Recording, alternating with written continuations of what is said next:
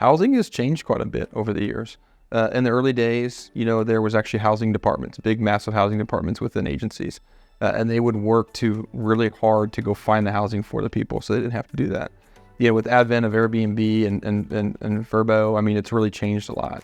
People have power of finding the right spot in their hands now. So, stipend-based is really the way to go. That's where we really hear from most people we talk to. And a lot of times we're helping them and educating them and getting connected with the right resources.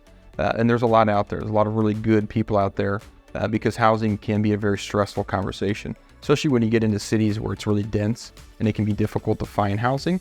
Our recruiters are trained to work alongside the traveler to help them find housing if they can't find it themselves.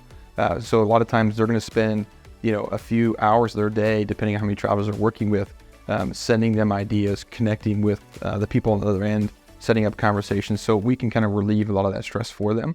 But we find a lot of people are just saying, hey, give me the stipends.